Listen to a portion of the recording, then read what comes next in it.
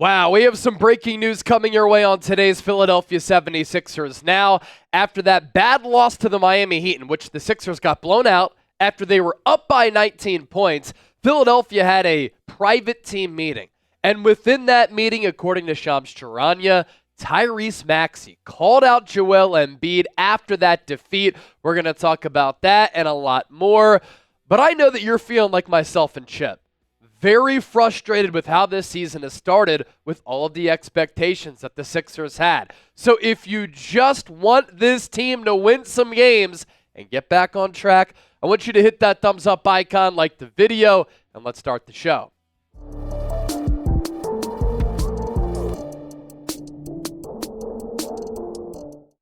So we used to call this a Woj bomb, right? Well, he's no longer in the breaking news NBA business because he's at St. Bonaventure as the basketball program's GM. So let's just call this a Shams bomb.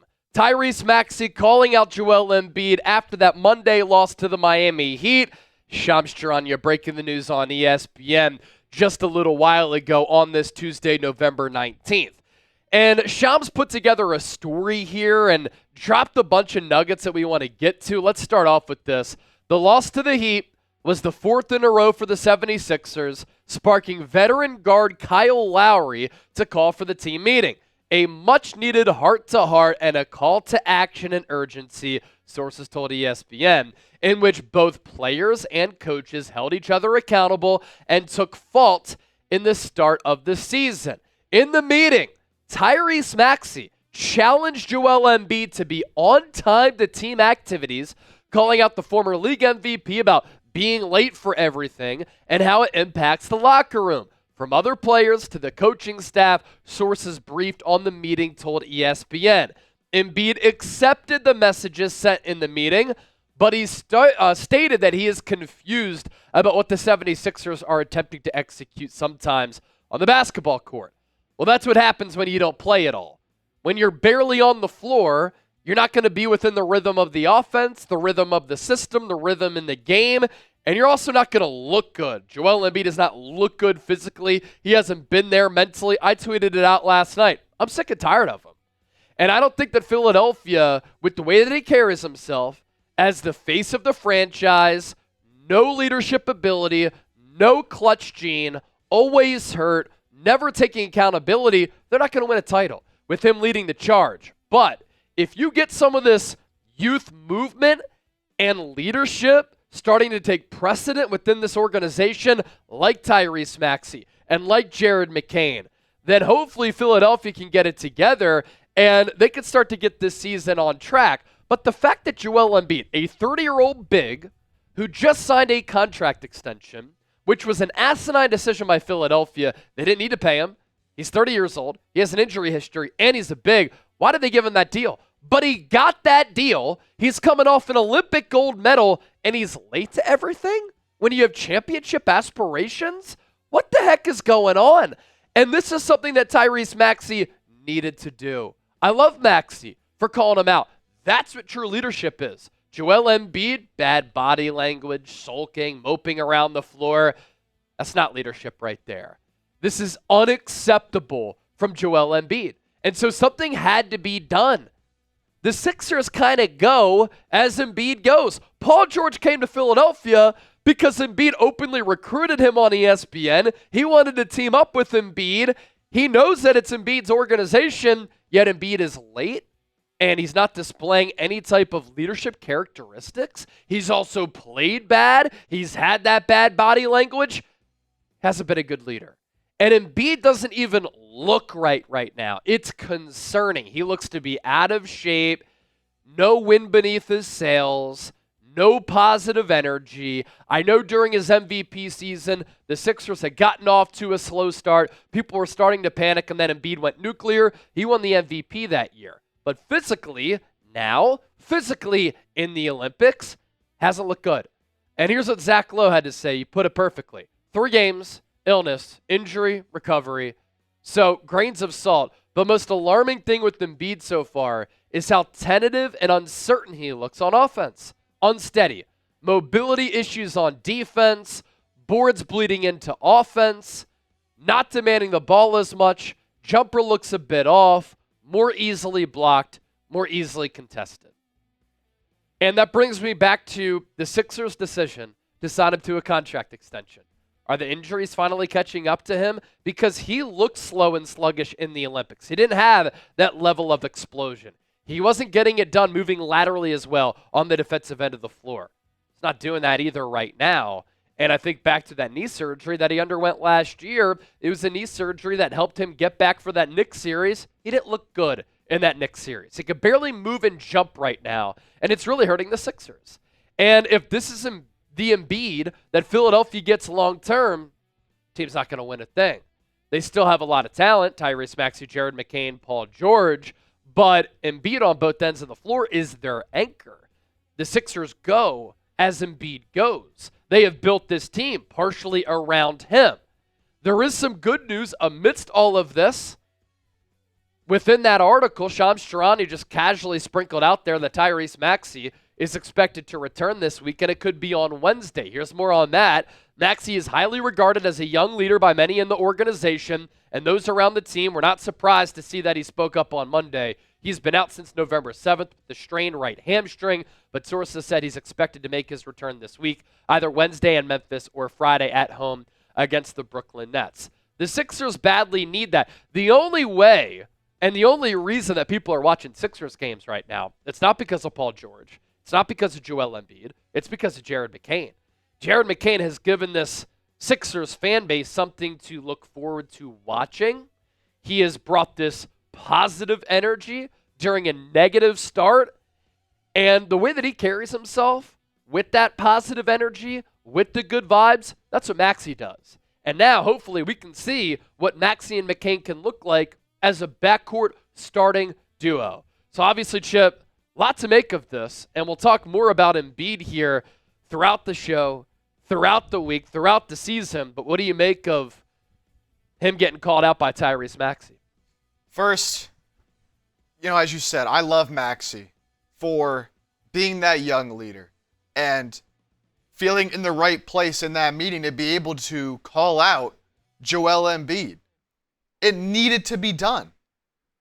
The way this team has played so far this season, it's been so disappointing. They had all the expectations. They're 2-11, tied for the worst record in the league. Something needed to change. Something had to be done to get this team back on track. And so they had the meeting. Credits to Kyle Lowry for deciding and being the one to organize this meeting with the players and the coaches. Good veteran move. And Embiid just has not been the same guy on the court, off the court. I love Joel Embiid. I do. But hopefully, we'll see now moving forward how he responds to this. Will really say a lot about where he's at in his career right now. Will he take what Maxey said and be a better leader, show better effort on the floor, show up on time to everything? Because when you're the leader of a team, when you're the guy everybody looks up to, and you're out here putting on a bad show and not being a good example and role model for the other players, that's just going to affect every other aspect of the organization. And we're seeing it on the floor because the Sixers are getting out hustled, they're getting outworked. There are times when especially some of the veterans on this team just look like they're half-assing it on the court. And when your best player is doing that, again, that bleeds into the rest of this organization. I love Tyrese Maxey. I'm glad he'll be back soon. Hopefully when he does, this team can get it going because we're going to look at some numbers offensively for this team. It's been horrific to start the season. Yeah, not good. And for Joel Embiid, last thing I'll say, you want to be remembered as one of the best players to play this game. And you want to be remembered as an all-time great. And Shaq says it all the time, it doesn't matter what you do in the regular season. It doesn't matter what you've done. How are you going to have people remember you? And the way things have gone these past couple of seasons and the way people talk about him on social media, people aren't going to remember Joel Embiid for winning an MVP or for putting up all these points and leading the NBA in scoring. They're going to remember him for missing games, always being injured, and now being a bad leader for this team. So how does he respond the rest of this season? It could get ugly if he doesn't respond well, but hopefully this wakes this team up and Nick Nurse can get the squad to start winning some games before the season really is over for the Sixers. 2-11's a joke, and I know Nick Nurse has had to deal with a lot of moving parts, uncertainty. It looked as though he was very bothered by the status of Joel Embiid prior to the year, during the year, when he kept getting peppered about his injury status. But Nick Nurse himself hasn't done a good job of coaching this team. The job of an elite coach is to elevate and maximize your players, put them in a position to succeed, find ways to win ball games, especially with lesser talent. He did it with the Toronto Raptors, yet not able to do it with this Sixers team. So coming up next, Chip alluded to it. Can this be the turning point for Philadelphia? Can they fix their issues, or are they cooked? Because at some point, it is going to be too late, even though it's only November 19th. I do encourage you to hit that subscribe button and subscribe to us here on 76ers Now. What you get, year-round 76ers coverage, breaking news coverage like this, news, rumors, analysis, live shows, and watch parties. Everything is 100% free, and you can join 20,000-plus Sixers fans who are subscribed to this show worldwide. Today's show, sponsored by our friends at DraftKings. Right now, when you bet $5, you get $200 instantly in bonus bets. It's the best sports book in the game.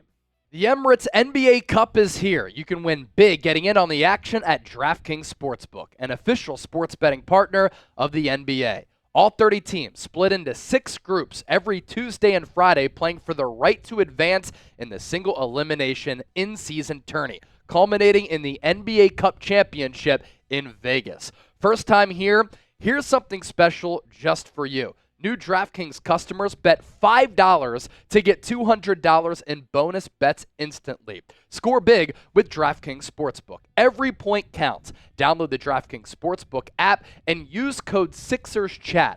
That's code SixersChat for new customers to get $200 in bonus bets when you bet just $5. Only on DraftKings. The crown is yours.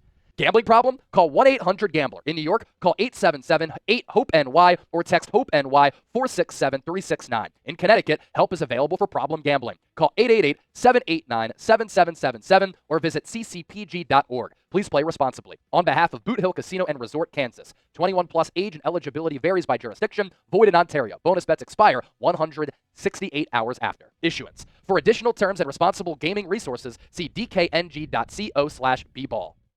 Tonight's NBA slate here on this Tuesday. The Cleveland Cavaliers are still undefeated. Good matchup against the Boston Celtics, but Cleveland plus 5.5. The Charlotte Hornets money line against Brooklyn. Denver money line against Memphis. Some good picks right there. Cleveland plus 5.5 while being 15-0. That is odd. So those are the picks that we like. Lines and odds subject to change. Biggest issue for Philadelphia here. Let's move forward.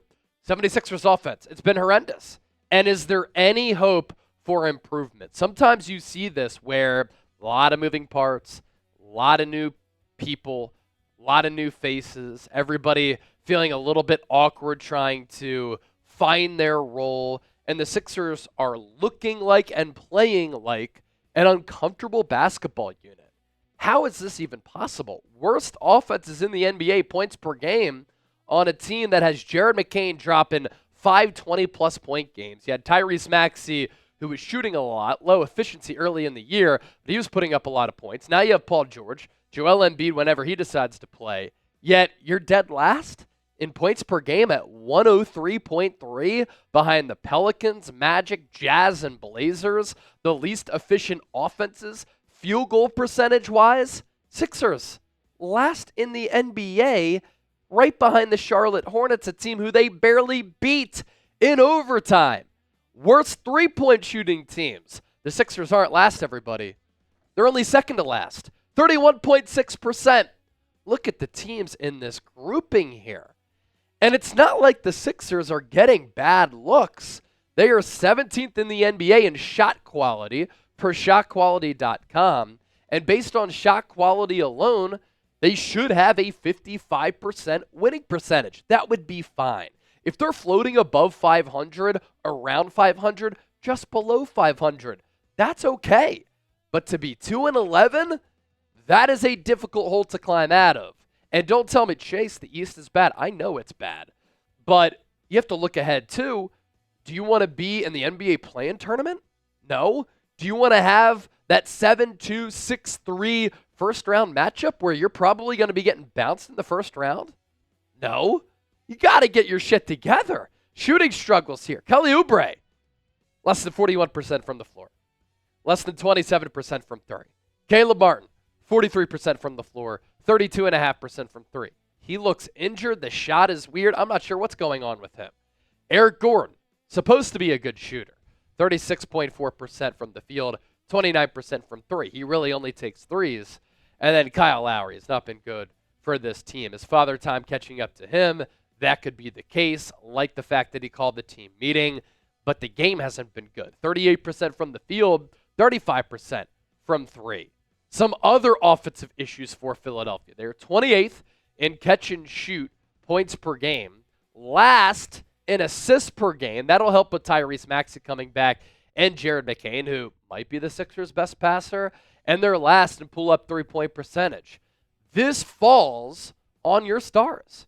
You're paying max deals to all of these players, yet they're coming up short, particularly Joel Embiid. Now, Embiid's only played 3 games this year. You can't write him off yet, but judging by the eye test, he just doesn't look good. And when he is playing 30 minutes per game, Paul George still kind of under that minutes restriction. He's only playing 30 minutes per game. And so the fact that your 2 stars aren't playing that much, it's not ideal. And it doesn't also help that their efficiency is so down. Embiid, 32+% from the field, 15% from 3. Paul George, less than 40% overall, less than 29% from 3. Chip, is there any hope for improvement? Those numbers are bad. I mean, dead last or second to last in multiple major offensive statistical categories. And I don't care that Embiid's missed time, Paul George's missed time, Tyrese Maxey's missing time. There's no excuse for this team to be literally the worst offensive team in the NBA by far. I mean, it is a struggle to watch a team play offense. I mean, against Miami on Monday, they started off strong, up by 19. Then midway through that second quarter, they just go ice cold, and they cannot score the rest of the game. Part of that's on Nick Nurse, but as we saw, they're getting decent looks. And when I was watching that game, it's like Paul George, wide open corner 3, clank. Kelly Oubre, wide open 3 above the break, clank. Yep. Eric Gordon keeps throwing up bricks. Kyle Lowry has not been good. Like, this team just can't generate offense. And we thought once Embiid comes back, his gravity, his presence will lead to open looks, and it has a little bit. But part of it also is he's been so bad and so rusty on the court that it just isn't resulting in a free-flowing offense for this team. And Embiid, if he doesn't get better and he doesn't play at the level he's capable of playing, I mean, this team, sure, their offense will improve with Tyrese Maxey back. They need that guy who can handle the ball, push it in transition, create shots for himself, and playing off McCain. This team will get better offensively. But just how much better can they get if Embiid isn't playing up to his standards? Right now, I mean, the way he's playing, it looks like either he's more injured than we thought or he's scared mentally of that injury to his left leg. He did not shoot a single free throw against Miami. Yeah, that's his game, too. Not one. He doesn't do that. So something's going on with him mentally. The shot's not falling. He hasn't been as dominant. And if he's not getting to the line, I mean, that's how he scores a good chunk of his points. We know that. So, look, they need to get everybody healthy first and foremost. But they need to, and Nick Nurse needs to light a fire under this team and just get them to get easier looks, get more catch and shoots, and just be more efficient on offense. And again, it all starts with Joel Embiid, his mentality, and how he's playing on the floor. Because if I'm telling you this right now, if Joel Embiid comes out next game he plays, whenever that might be, and he's given 110%, and he's playing with effort, he's playing with energy, with passion, man, the rest of this team will rally around that. But if he comes out again and he's lethargic, he's moving slow, he's complaining, he's missing shots, man, like, it just doesn't inspire confidence in the rest of your team to go out there and perform at a high level. So I think there is hope for improvement because there's undeniable talent on this team, but it doesn't matter how much talent you have if guys aren't playing hard, playing to the best of their abilities, and at the end of the day, just knocking down open shots. So get Maxey back Wednesday or Friday. We'll see how this team looks. But Joel Embiid, I'm looking at you, man. this is the year with this squad that was supposed to be a big one for the Sixers, and right now it all hinges on how he performs really over the next couple of weeks and how he responds to Tyrese Maxey calling him out. Yeah, and he hasn't responded to adversity all that well throughout his Sixers career, both in the regular season and in the NBA playoffs. So we leave you with this. Can the 76ers win a championship with Joel Embiid? Yes? No? I'm saying no.